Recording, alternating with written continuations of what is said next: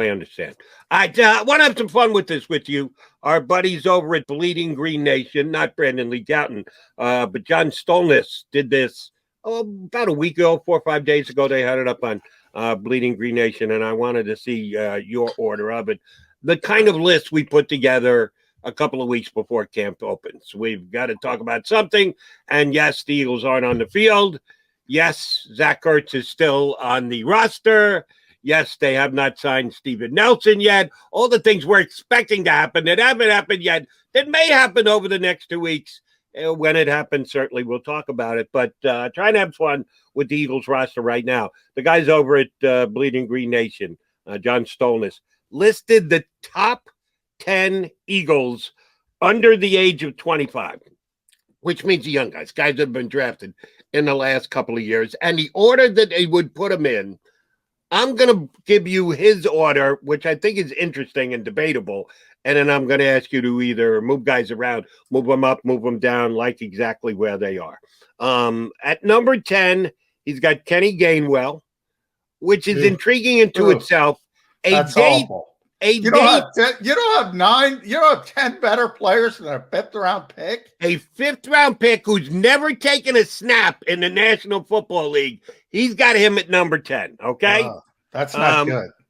Number 9, he's got Jordan Mailata, who may very well be the starting left tackle. And I think that's even intriguing that they're right next to each other. One guy who might not make the team.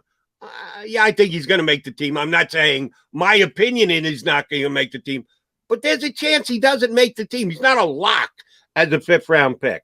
Mailata might be the starting left tackle, and they're 9 and 10, which is very interesting. J.J. Edwards at number 8. Didn't realize that J.J. was actually under 25 years of age, but he is. Nate Herbig at number 7. Who filled in some last year. I would say not a disaster, but didn't wow me that I said, damn, he's going to be chasing somebody's job next year. He's a reserve, but he's not a terrible reserve. Jalen Reagor, number 6. Again, 2 guys very close to each other. Jalen Reagor, first-round pick. Nate Herbig, surprising that he's been as good as he has, are number 7 and number 6. Number 5, Jack Driscoll, which I actually like. And I'm not knocking Nate Herbig, but Driscoll was a draft pick that you wanted to be able to get a peek at in year number 1. We did. He wasn't awful. There is room there for improvement. And I like the fact that he's got him in the top 5. I think that's a nice evaluation of Jack Driscoll. Number 4 is Mr. Sweat, who's playing for a contract this year. Josh needs to come up big if he wants to stick around as an Eagle or get a good deal somewhere else. And then you get 3 very recognizable names in the top 3.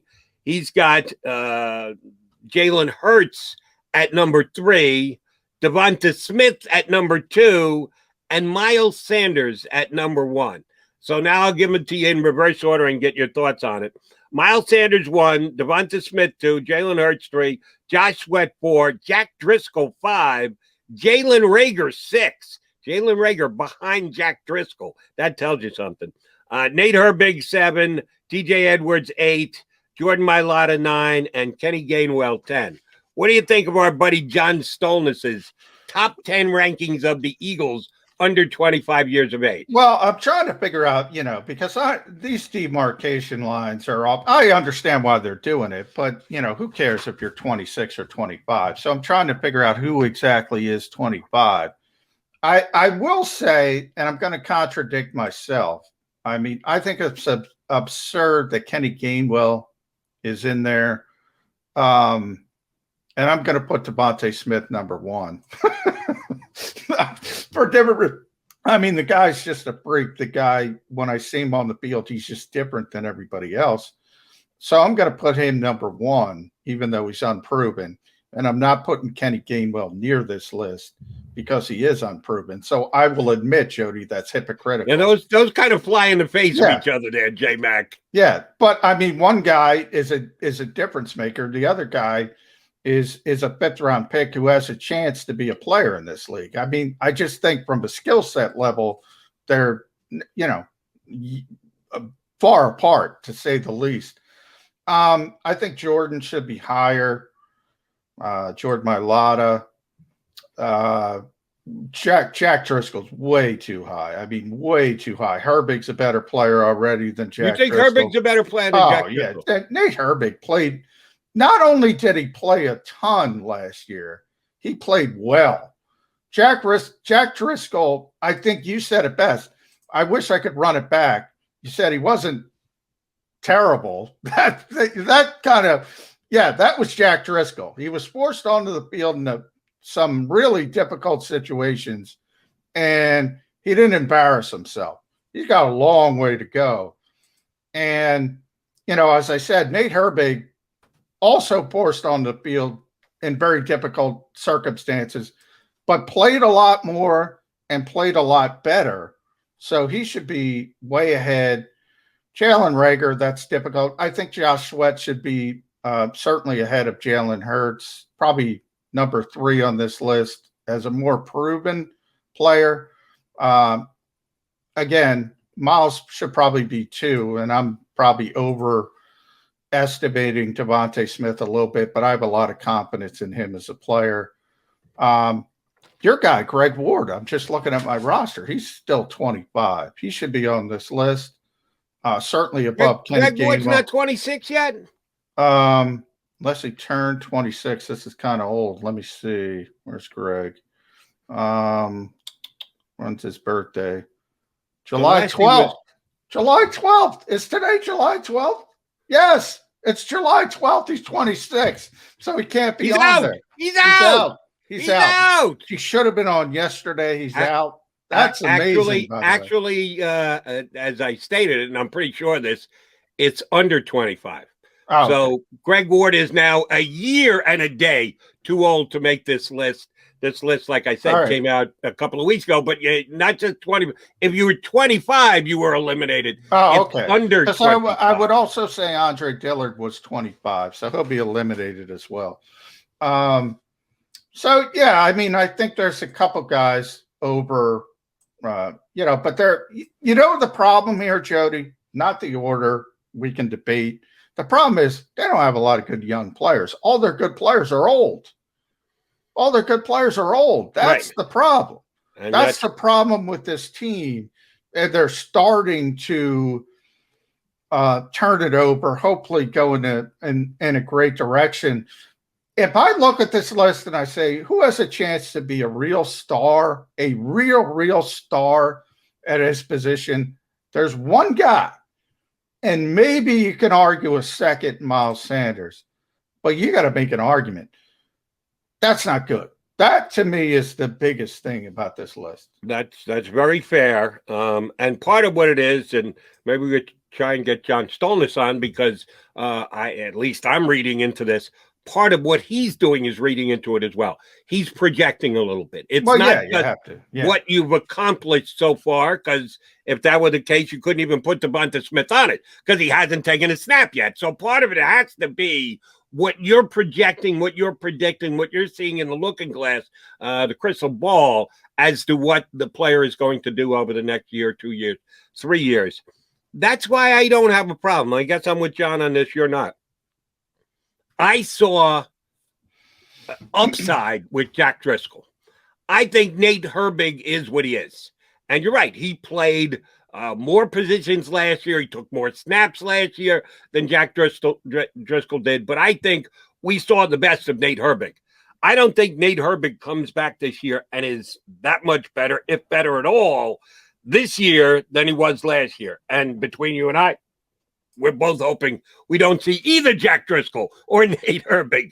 The Eagles stay healthy along the offensive line, and these two guys are standing on the sidelines for the upcoming season. But if that's not the case and injuries happen again, I actually see more upside to Jack Driscoll and the small look that we got last year than I did Nate Herbig, and that's why I don't have a problem with him listing Driscoll ahead of a guy like Herbig, because 5 years from now, we go down the road and say, what was Jack Driscoll's career 5 years from now? What is Nate Herbig's career from now? 5 years from now? Yeah, I think Driscoll's going to have the better career. I don't see it. I mean, I think Nate proved a lot. I think if you ask me who the most underrated player on the Philadelphia Eagles was last season, I would say Nate Herbig. I really would. I would say he not only played a lot, he played well, and for whatever reason, a lot of people didn't recognize that. Understandably so in a bad season with all the upheaval. There was this weird little hiccup with Nate Herbig where he was playing well and all of a sudden he wasn't playing. And we found out later it's because he was hurt as well and he was pushing through an injury. So they kind of pushed him, pulled him back a little bit. And then he got healthy again. He started playing well again. Now, Jack might end up being a really good player. I'm not saying he doesn't have an upside, but he did not play well last year when he was forced into action. Again, very difficult circumstances, starting with week 1, where Lane Johnson is going down to Washington, planning on playing, and the trip down, his ankle swelled up. And all of a sudden, all right, you're up. Jack Driscoll, rookie, first game. You know, and you can imagine against that Washington football team defensive line, Jody, it wasn't great. So I give the guy a lot of credit for fighting through things. We always talk about one of the issues with Andre Dillard was not fighting through things. Jack Driscoll did, man. He fought but I just think Nate played really well. I mean, I think he's going to be a starting interior offensive lineman in this league. It's difficult to project it here because they have so much talent. And ultimately, he can play all 3 positions. I know I was just reading John's. I just pulled it up. He's talking about Jack Driscoll's versatility. Nate Herbig's far more versatile than Jack Driscoll. I mean, Nate Herbig can play all 3 interior positions. Jack's a right tackle. I mean, he can play right guard. He's not going to play on the left side. So I think he's more versatile as well. I think this is one of those things where we always talk about pedigree versus production. You know, Jack's the draft choice. Jack's supposed to be better. Nate was an undrafted rookie, wasn't supposed to make an NFL team, and all of a sudden he starts developing. I think Nate Herbig's a really good player. Okay. I do agree with you that if you're talking about versatility drives the day, Herbig was the more versatile of the 2 players, and I think he'll be the more versatile of the 2 players going forward. But last year, and I don't know how much coaches film you got a chance to break down. I didn't. I just watch them on Sunday afternoons on TV like everybody else. I think we can all agree the Eagle offensive line, because they were leaning on backup players with the right side of the line going down the way that it did. The offensive line wasn't as good as it needed to be last year. Carson Wentz was bad, flat out bad. I don't know how great Doug Peterson's play calling was, but a big part of the Eagles' offense struggle was backups were playing along the offensive line. And I don't know anybody who would say, yeah, no, the offensive line was a strength of the Eagles last year. No. And all those backups were as good as the starters. No, they weren't. And we all know they weren't. If the offensive line was not as good as it could have been because they lost out on the starters, who are we pointing the fingers at? Jack Driscoll, Herbig, who didn't, at least, and again, expectations needed to be dropped when the players got hurt, but who didn't get the job done on the Eagles offensive line? Well, mostly everybody was forced to play with the exception of Nate Herbig. So the Driscolls of the world, Matt Pryors of the world did not play well, obviously. Brett Toth in limited, obviously, opportunities. Even Jordan Mailata, I talk about all the time, was and we'll do some business on the air because I was going to ask you to try to get Greg Cosell on. I think I did. You know, Greg's one of those guys who breaks down film better than anybody. And he's one of the few guys, because Eagles Nation will come after you if you say anything bad about Jordan Mailata. He's one of those guys. You know, Greg said, last 4 games, he was not good. And if you put on the film, he was not good. So I think there's a little overrated aspect from that standpoint. Nate Herbig, and I'm just pulling it up, Jody. Not that they're the be-all, end-all. We talk about Pro Football Focus a lot. Nate Herbig I'm trying to get his grade that they gave him. 13th best offensive guard in the entire NFL. 13th out of 80. 13th out of 80. That's pretty damn good. Jack Driscoll obviously didn't play enough, but he's way down amongst the tackles. Yeah, I mean, if you put on the coach's film and look at those two players and you come up with Jack Driscoll's better than Nate Herbig. Now, you talk about evaluation, that's part of it. Can he become a better player? Does he have more physical gifts? That's an argument I'll listen to.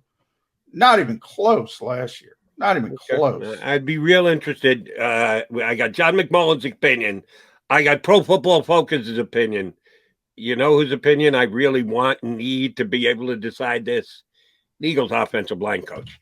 He can pretty much decide. And now he's got to coach both players this year. So I don't know. Yeah, he's not going to answer the question on the record. That's pretty much a given. But then let me put it to you this way, Mr. Burge reporter. Can you get the Eagles offensive line coach off the – and I know we're now living in a COVID world and everything is done on Zoom. But prior to last season, when you actually could talk to coaches, get them in a corner, in a locker room, ask them a question, off the record, is the Eagles O-line coach the kind of guy who would shoot straight with you and go, not for its attribution, but let me tell you this. Is he the kind of guy who you could get that out of? The one guy who will tell you the truth of all the coaches I've met is Jeff Stoutland. Now, he'll tell you in his way. He's not going to say player A is better than player B. So if you frame it like that way, you're just going to get a nasty look and a scowl, and he's going to rip you to shreds. What you do get is his honest opinion about a player. One of the reasons I'm more tempered on Jordan Mailata than a lot of other people is because of Jeff Stoutland. Jeff's like, I don't know. I don't know what he could do. The consistency is not there from snap to snap. He's very honest, Jody. He is very honest. I can tell you, and by the way, we got to talk to Jeff Stoutland, and again, on the record, because it's Zoom world still right now. And he told the truth. He's very excited about what happened last year from the perspective of depth. And he's very excited that guys like Herbig and Driscoll, might have been ugly at times for certain guys, but they got those reps and it makes them better players. So he's excited about the depth and getting the startup cost. But yeah, you could tell by the way he spoke, he's really excited about what Nate Herbig was able to do, and he should be. The guy played at a really high level last year. He did get that's a pretty high grade you were just able to pass along to us from Pro Football Focus. So it'd be interesting to see with Herbig this year. I fear I shouldn't even ask this next question, staying in the trenches with the Eagles on the offensive line. And the reason I shouldn't ask this question is because he hasn't signed his rookie contract. And my partner continues to tell me it's no issue whatsoever. I'm not the only one, Jody.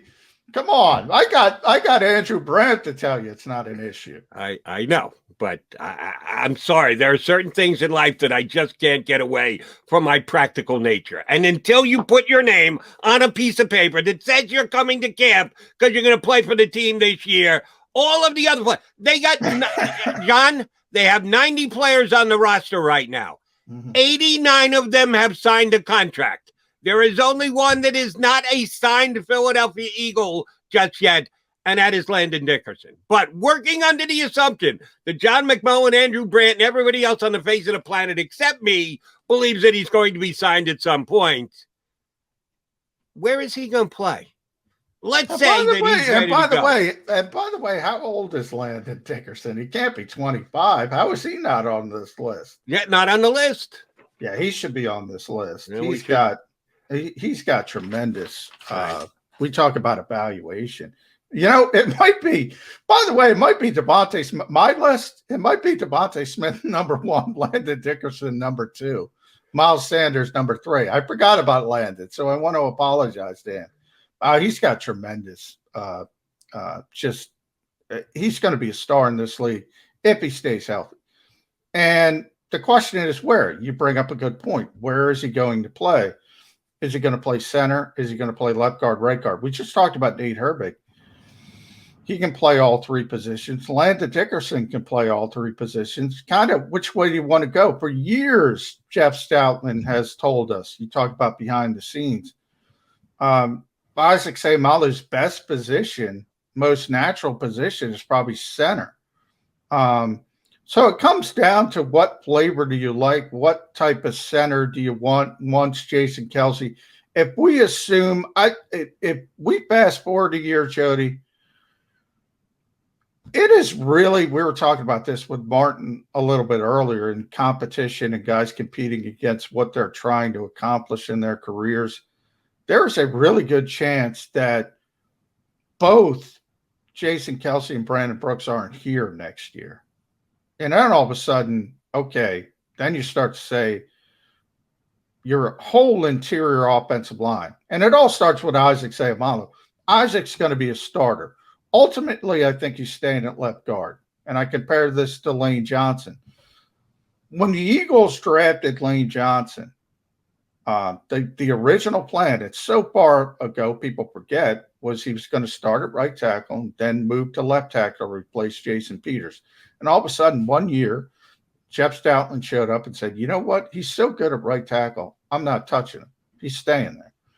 I think the same thing is happening with Isaac Seumalo. I think ultimately the first plan, he was going to move to center to replace Kelce. But he's good enough at left guard. Now, it's not Lane Johnson. I'm not making the comparison, not an all-pro. But he's good enough there that they're not going to move him. I think Landon Dickerson's going to be the center. And I think in that instance, if they're both gone, you start talking about competition, real competition. And a guy like Jack Driscoll will have an opportunity to beat out somebody like Nate Herbig to be the right guard.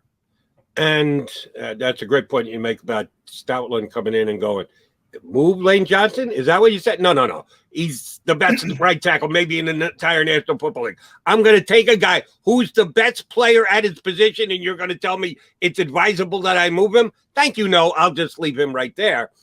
Was that because Stoutland was just that smart and ahead of the game? Or, and you fill in the blanks for me on this timing, it has seemed to me over the last, I would say it started 4, 5, 6 years ago. The teams started to say, well, if all the opposition is putting their best player at left tackle and our best pass rusher can pass rush from either side, why would we just stick him at right defensive end where we know he's going to have to go up against their best offensive line when we can put him on the other side and we're going to go up against their second best tackle, that most teams have their best player at left tackle? Well, why don't we get our best guy against their second best tackle and we'll get to the quarterback every single time? Did Stoutland think along those lines because he knew that guys like Broncos Miller was going to be moving over to that side and go, oh, yeah, we're going to eat your right tackle alive and we're going to get to the quarterback, play in and play out? Do you think he was ahead of the curve in that way, or he just believed, no, I'm not moving a guy who's the best in his position in the league? I think you bring up a good point, Jody, because that was a big part of it. And the fact that the Von Millers of the world, Khalil Max, DeMarcus Lawrence, Danielle Hunter, they're all left ends. So the game has shifted. And when you play the Eagles now, like if the Bears are playing the Eagles, they'll move Khalil Mack from left end. He's a left end now, typically. He's going to play most of his time at left end. They'll move him to right end because they think they have a better chance to get home on the other side of the football. Yep. So that's a big part of it. You're right. There's so many, the league changed and shifted. And then part of it is Lane got so comfortable and so good on the right side. It's why move him? So it was a little bit from column A and a little bit from column B, but that was very astute of you because so many players started developing. And first it was Miller and then Mack and then Hunter. And obviously Lane Johnson has had tremendous success over the years against DeMarcus Lawrence, who plays left end as well. The Eagles said, yeah, this is pretty important, this position. One more offensive line question, and we'll take the time out. We'll come back. We'll put a bow on the show. The Eagles are where they are right now. We believe everybody healthy, that Jason Kelsey's going to be their center until Jason Kelsey says he's not going to be their center anymore. And or we can see with our own eyes that there's a drop-off. People have asked me on my WIP shows, anywhere else, how many more years do you think Kelsey's got left?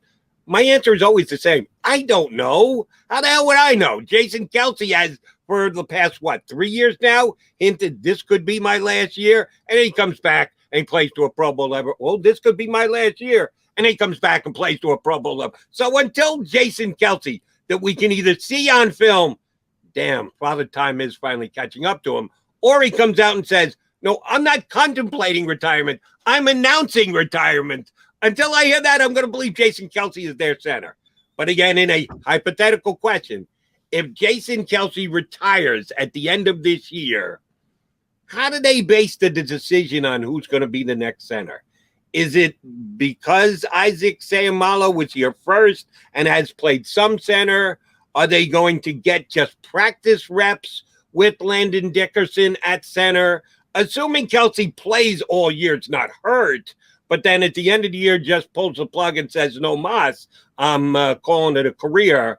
How are the Eagles going to decide who the next center is going to be? We can agree that those two players are going to be starting next year, but which is going to be the center and which is going to be the left guard? How do you think they determine that, JM? Well, I think a lot of it is what I just said about the lane comparison. I think Isaac is comfortable at left guard. I think he started to, again, not at the level of Lane Johnson at right tackle, but he's really solid at left guard.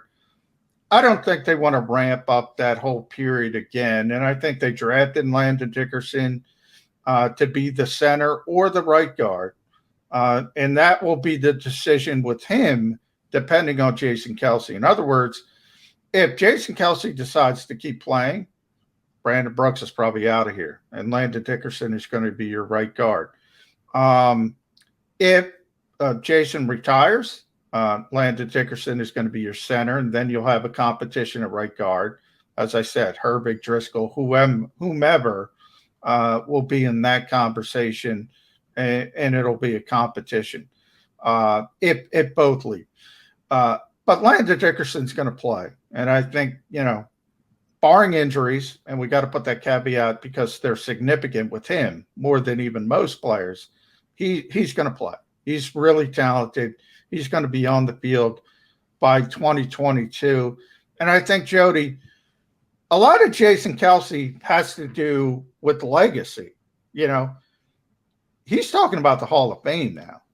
Like, how long does he have to go? How many All-Pro nods? How many Pro Bowl nods before Jason Kelsey is going to be in Canton? I think that's his thought process now. Legacy, has he done enough?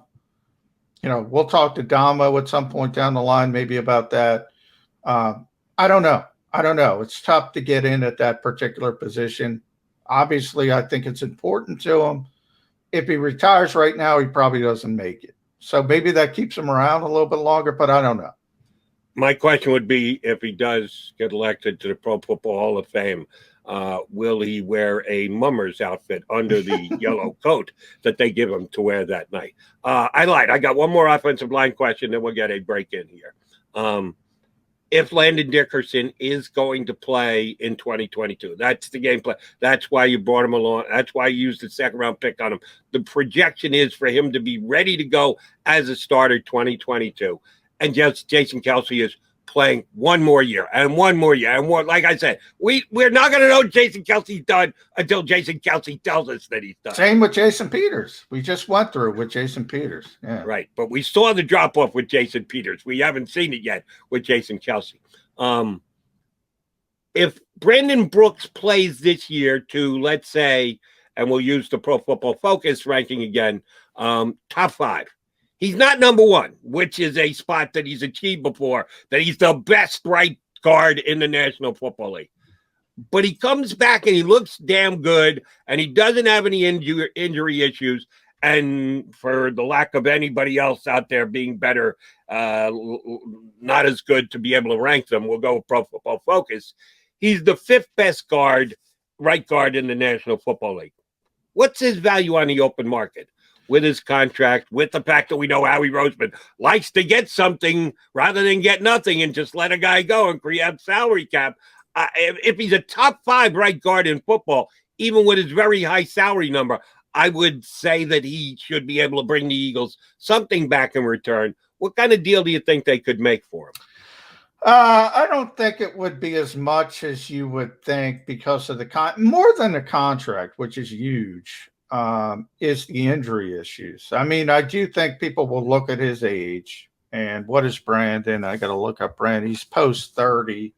I was talking about next year, so it would be play. I think he's playing at 31 this year, so he'd be 32 the next year. Yeah, August 19th, he will is his birthday. So yeah, he'll be 32 next year. So you have that, you have the significant injuries, and you have the contract, which I could bring that up as well. So next year, his cap hit is about $19.5 million.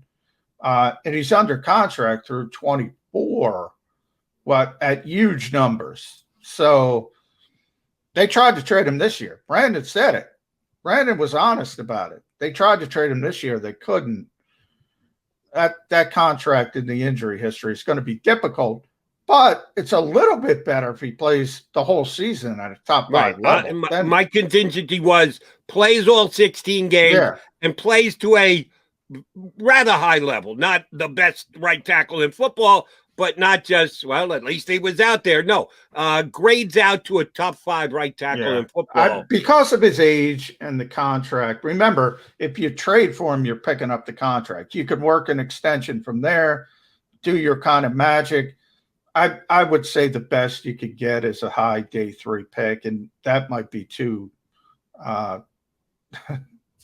optimistic, to be honest. No, we keep talking about high day 3 picks for the Eagles' backup tight end or starting tight end, or call Zach Ertz, whatever you want. And we're still waiting for that day for the Eagles to be able to get what Howie Roseman thinks the worth is of Zach Ertz on the open market. All right, John McMullen, Jody McDonald, we're going to take a final time. If you missed any of today's show on the JAKIB Media channel, listen to the podcast on your way home. Available on YouTube, Apple, and Spotify.